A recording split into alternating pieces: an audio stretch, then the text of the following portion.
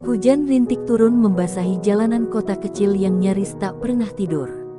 Lampu-lampu jalan berkedip lemah, menyinari trotoar yang kotor dan penuh lubang.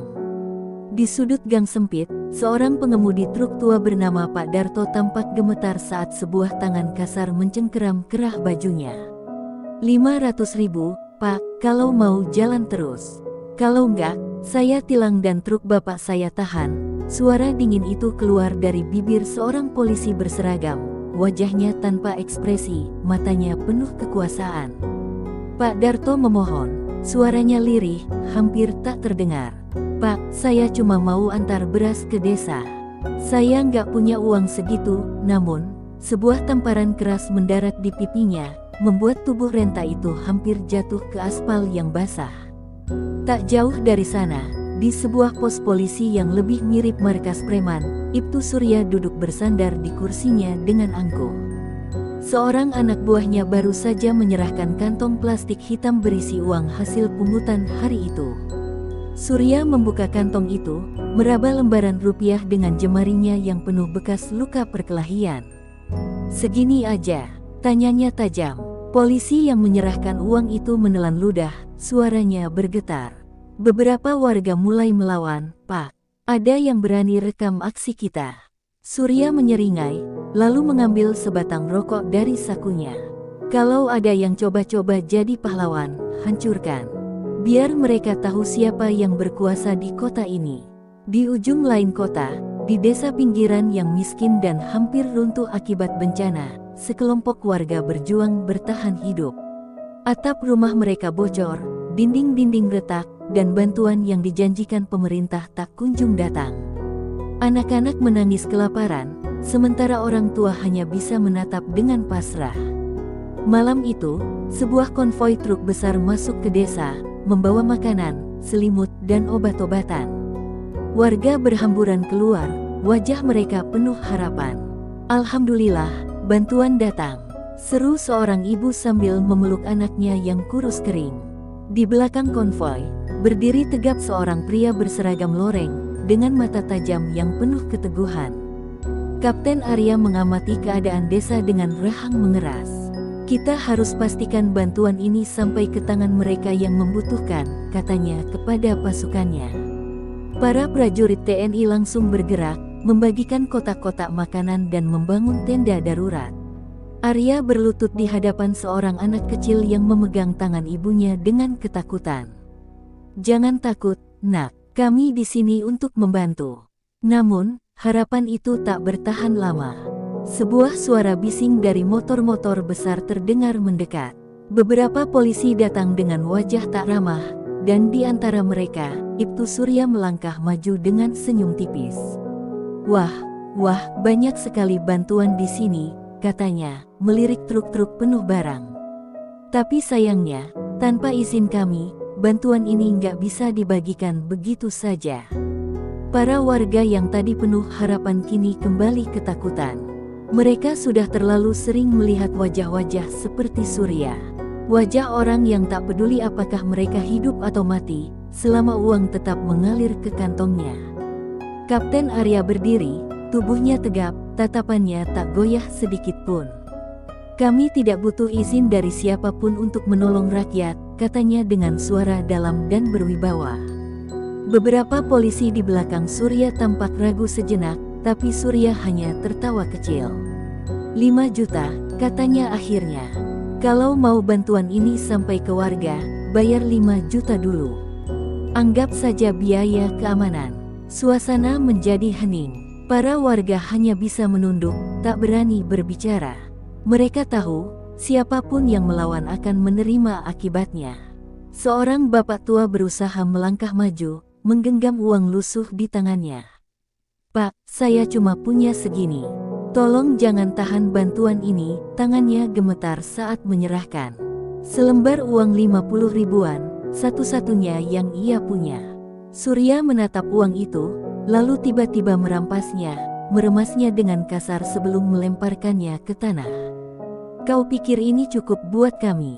Ia meludah ke tanah, lalu menoleh ke Arya. "Jadi bagaimana, Kapten? Kau mau membayar, atau kami harus menyita semua ini?" Kapten Arya menghela napas dalam, lalu melangkah maju hingga jarak mereka hanya beberapa jengkal.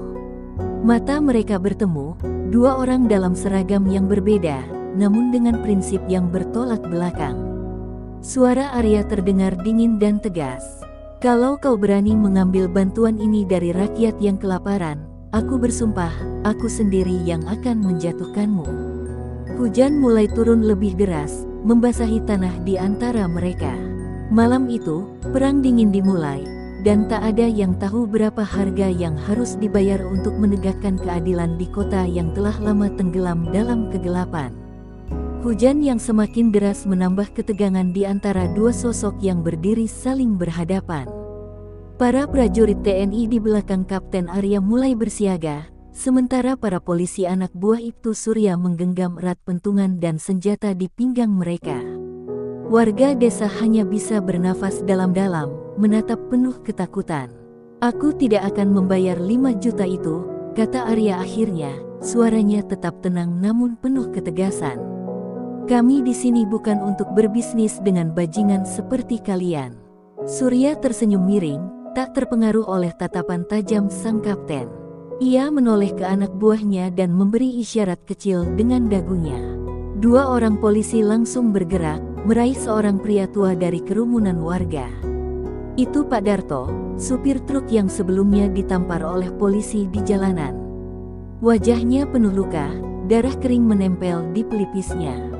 Ia merintih saat dua polisi itu mencengkeram tangannya, memaksanya berlutut di depan Surya. Kalian tidak mau bayar, Surya berucap pelan, kemudian menendang dada Pak Darto dengan keras. Pria tua itu terhuyung jatuh ke tanah yang becek. Kalau begitu, biar aku kasih kalian alasan. Salah satu polisi menarik pistol dari sarungnya, lalu menodongkannya ke kepala Pak Darto yang gemetar. Jeritan warga pecah di udara. Arya mengepalkan tangannya, amarah berdesir di nadinya. Ia melangkah maju, tapi salah satu polisi Surya langsung mengangkat tangan, memperingatkan dengan moncong senjata yang diarahkan ke warga sipil. Satu langkah lagi, Kapten, dan aku pastikan darah yang tumpah pertama bukan milik kami, ucap Surya sambil menyalakan rokoknya, seakan nyawa seseorang hanyalah permainan baginya. Prajurit TNI di belakang Arya mulai bergeser, beberapa meraba gagang senjata mereka, tetapi Arya mengangkat satu tangan, memberi isyarat untuk tetap tenang. Kau sudah cukup menyusahkan rakyat, kata Arya dingin. Mundur sekarang sebelum keadaan makin buruk. Surya tertawa kecil, lalu berjongkok di samping Pak Darto yang masih tersengal di tanah. Kau tahu, Kapten, masalahmu adalah kau terlalu percaya bahwa kebaikan bisa menyelamatkan dunia. Ia menepuk pipi Pak Darto dengan ujung jarinya, seolah-olah pria itu hanyalah seekor anjing jalanan. Tapi dunia tidak bekerja seperti itu. Di sini, yang berkuasa adalah mereka yang punya kendali atas ketakutan orang lain. Ia mengangguk ke arah polisi yang menodongkan pistol ke kepala Pak Darto. Detik itu juga, Arya bergerak. Dengan kecepatan kilat, ia meraih pistol di pinggangnya dan menembak ke atas, memberi peringatan. Suara ledakan bergema, membuat semua orang tersentak. Dalam sepersekian detik, prajurit TNI langsung beraksi. Seorang tentara menendang pistol dari tangan polisi yang menodong Pak Darto, sementara yang lain menyerbu ke arah polisi lainnya. Bentrokan fisik tak terhindarkan. Tinju melayang, tubuh terhempas ke tanah berlumpur, dan suara erangan kesakitan bercampur dengan teriakan warga yang berlarian mencari perlindungan. Arya sendiri berhadapan langsung dengan Surya. Keduanya saling menatap sebelum akhirnya Surya melayangkan pukulan ke arah Arya. Dengan refleks cepat, Arya menghindar dan membalas dengan satu pukulan keras ke rahang Surya. Polisi itu terhuyung mundur, menyeka darah dari bibirnya, tetapi ia masih tersenyum. Kau berani menantangku, Kapten, katanya seraya menarik pentungan baja dari pinggangnya. Baiklah, mari kita lihat siapa yang lebih pantas berkuasa di kota ini. Pertarungan mereka berlangsung sengit. Surya menyerang brutal dengan pentungannya, mengincar kepala dan tubuh Arya, tetapi sang kapten menghindar dengan gesit, membalas dengan serangan presisi. Sementara itu, di sekitar mereka, baku hantam masih terjadi. Beberapa polisi sudah tumbang, tetapi sebagian masih bertahan, melawan dengan sisa tenaga mereka. Suasana kacau balau, hujan semakin deras, dan tanah berubah menjadi lautan lumpur yang bercampur darah. Akhirnya, suara sirene meraung dari kejauhan. Warga yang bersembunyi mulai berteriak, mobil polisi datang. Tetapi bukan bala bantuan untuk Surya, itu adalah satuan dari kepolisian pusat yang datang setelah menerima laporan tentang bentrokan ini. Melihat situasi yang semakin tak terkendali, Surya meludah ke tanah dan menatap Arya dengan mata membara. Ini belum selesai, katanya sebelum memberi isyarat kepada anak buahnya untuk mundur. Polisi-polisi yang tersisa pun segera kabur, meninggalkan warga yang masih terisak ketakutan. Arya berdiri tegap, napasnya memburu, melihat Surya yang melangkah pergi dalam kegelapan. Hujan masih turun, membasahi tanah yang kini dipenuhi jejak perlawanan. Malam itu, pertempuran pertama berakhir, tetapi semua orang tahu perang baru saja dimulai. Langit masih kelam ketika sekelompok pria berseragam berjalan tergesa di sebuah gudang tua di pinggir kota. Di antara mereka, Ibtu Surya berdiri dengan wajah gelap. Ia baru saja menerima kabar bahwa rekaman bentrokan malam itu telah menyebar di media sosial, dan tekanan dari pusat mulai menghantui namanya. Namun, bukan Surya namanya jika menyerah begitu saja. Kalau mereka mau perang, kita kasih perang, katanya dingin, memandang anak buahnya yang masih setia. Malam itu juga, ia merancang rencana busuk. Seorang anak buahnya menyodorkan foto-foto gudang yang digunakan TNI untuk menyimpan bantuan bagi warga desa. Semua bantuan mereka ada di sana, kata anak buahnya. Surya menyeringai, lalu meraih korek api dari sakunya. Bakar, perintahnya, dan pastikan jejaknya mengarah ke mereka. Biarkan dunia melihat bahwa tentara pun bisa menjadi perusak. Beberapa jam kemudian, kobaran api menjilat langit di gudang penyimpanan bantuan. Jeritan warga yang tinggal di sekitar lokasi membelah malam, sementara api melalap makanan, obat-obatan, dan selimut yang seharusnya menjadi harapan bagi mereka yang menderita. Ketika Kapten Arya dan pasukannya tiba, yang tersisa hanyalah abu dan kepingan kardus yang terbakar. Warga yang sebelumnya bersyukur kini menangis, melihat bantuan terakhir mereka berubah menjadi arang. Seorang pria tua dengan mata basah menggenggam lengan Arya. Kenapa mereka melakukan ini, nak? Suaranya bergetar, penuh kepedihan. Arya mengepalkan rahangnya, matanya menatap sisa api yang masih menyala. Ia tahu siapa yang bertanggung jawab. Tapi lebih dari itu, ia tahu Surya tidak hanya ingin menghancurkan bantuan mereka, Surya ingin menghancurkan kepercayaan warga terhadap TNI. Dan lebih buruknya, ia mungkin berhasil. Tak butuh waktu lama sebelum tuduhan mulai beredar. Di media lokal, muncul laporan bahwa kebakaran terjadi akibat kelalaian pasukan Arya sendiri. TNI lalai, bantuan warga ludes akibat kesalahan mereka sendiri. Begitu bunyi salah satu berita yang dibacakan di warung-warung kopi. Para warga yang tadinya percaya kini mulai ragu, bisikan-bisikan ketakutan mulai menyebar. Apa benar mereka datang untuk membantu? Atau hanya membawa lebih banyak masalah? Arya hanya bisa diam mendengar itu semua. Amarah membakar dadanya, tapi ia harus tetap tenang. Ia tahu bahwa ini bukan hanya tentang pertempuran fisik. Ini adalah perang psikologis, perang yang bisa menghancurkan kepercayaan rakyat jika ia tidak bergerak cepat.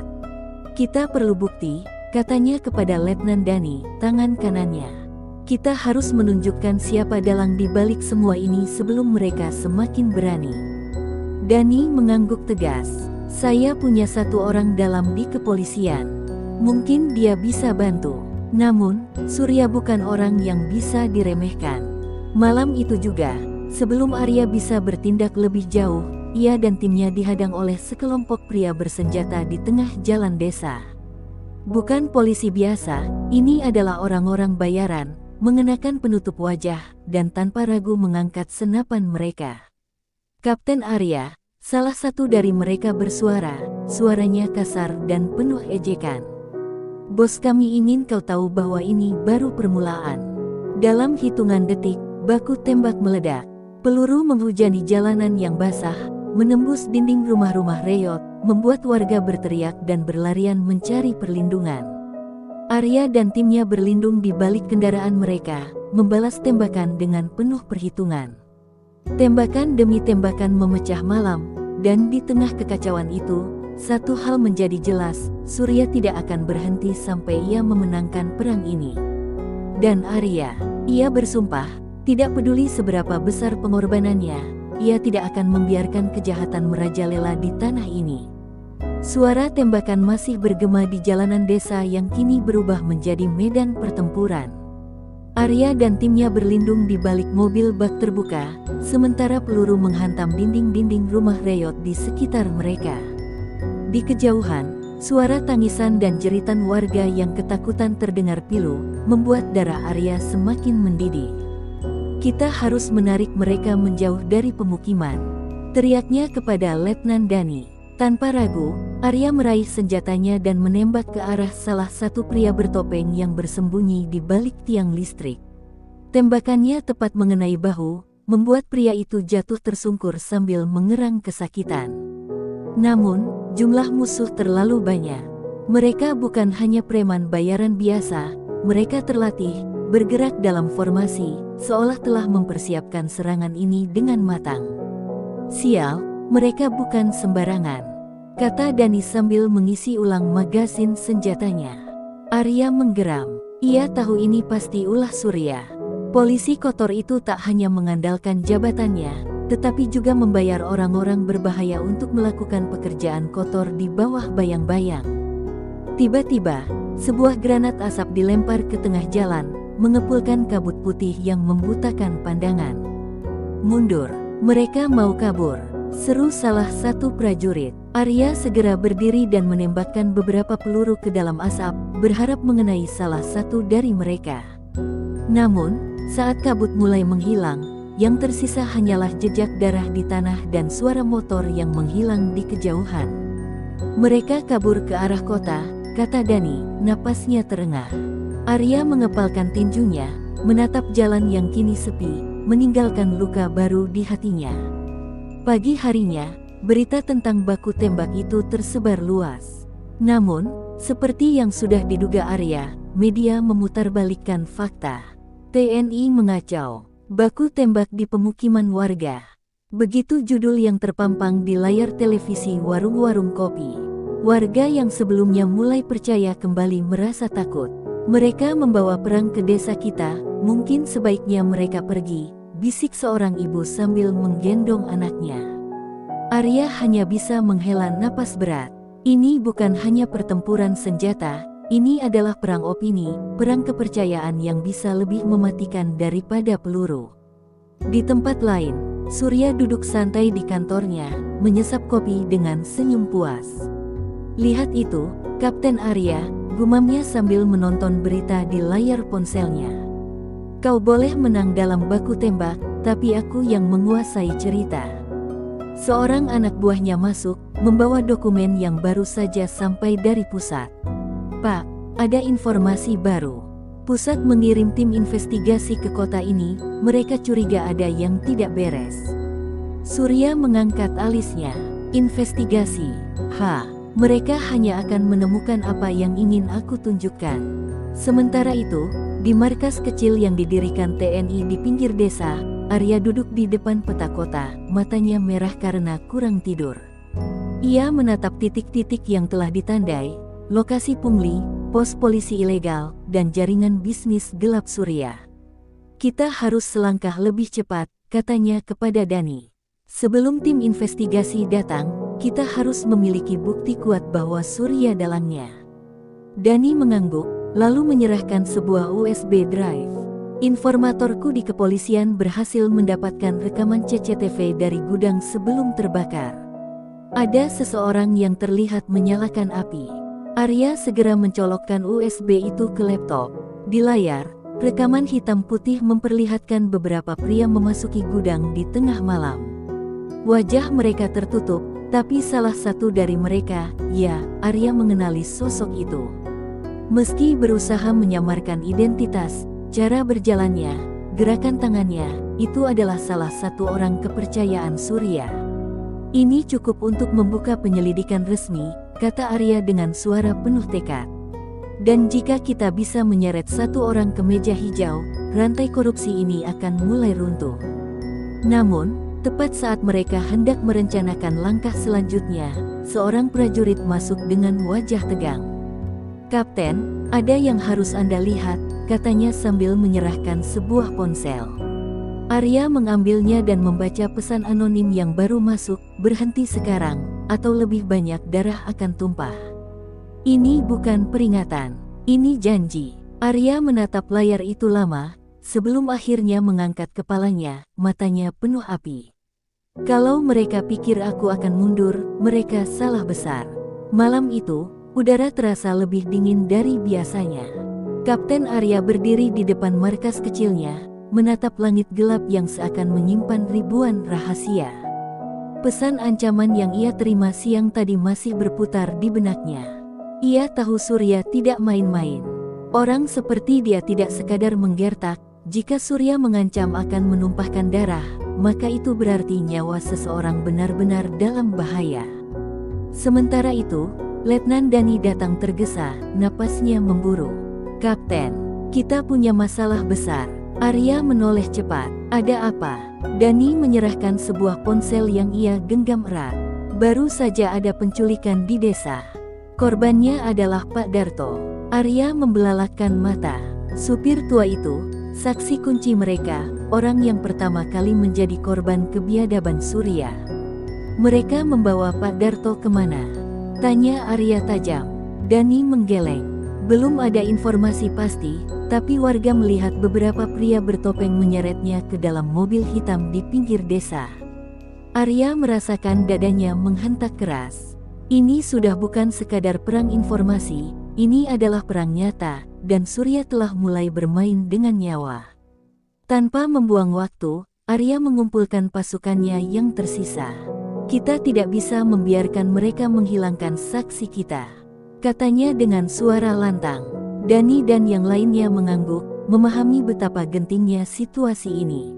Beberapa jam kemudian, melalui jaringan informan mereka, tim Arya berhasil melacak lokasi persembunyian Surya, sebuah gudang tua di pinggir kota yang selama ini digunakan sebagai tempat penyiksaan bagi siapapun yang menentang sistem kotornya.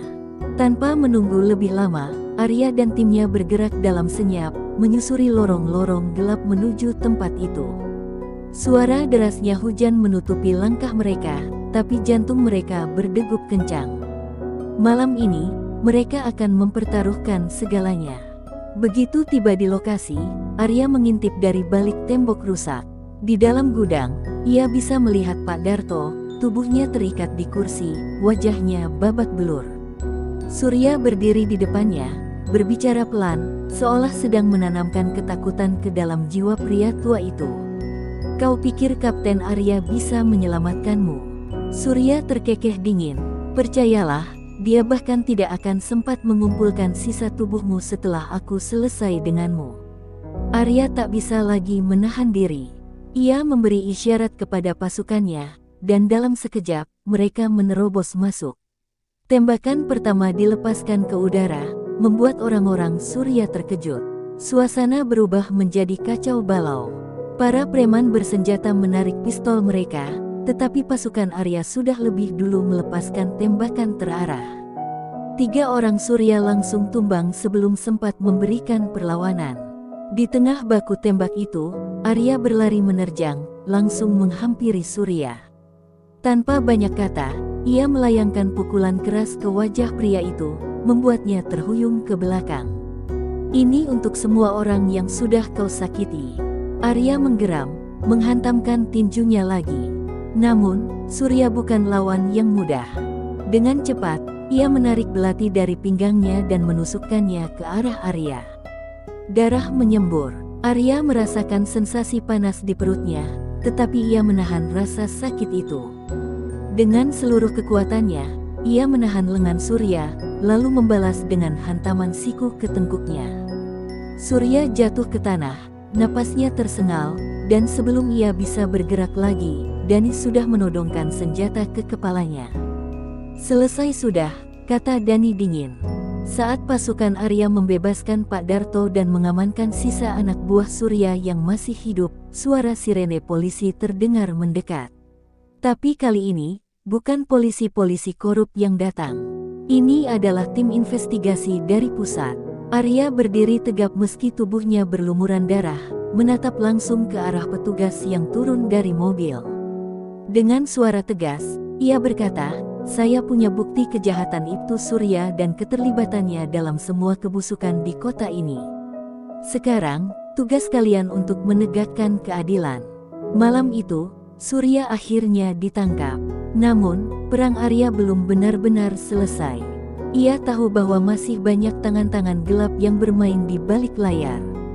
Dan selama kejahatan masih bersembunyi dalam bayang-bayang, ia akan terus berjuang, tak peduli seberapa besar pengorbanannya. Fajar menyingsing di kota yang baru saja diguncang badai pertempuran. Di markas sementara TNI, Kapten Arya duduk di ranjang perawatan dengan perban melilit perutnya. Luka tusukan dari belati Surya masih berdenyut nyeri, tapi itu bukan yang paling membebani pikirannya. Di luar sana, keadilan masih bertarung untuk bertahan hidup. Meski Surya telah ditangkap, jaringan korupsi yang menopangnya belum sepenuhnya runtuh. Tak lama kemudian, Letnan Dani masuk dengan wajah serius.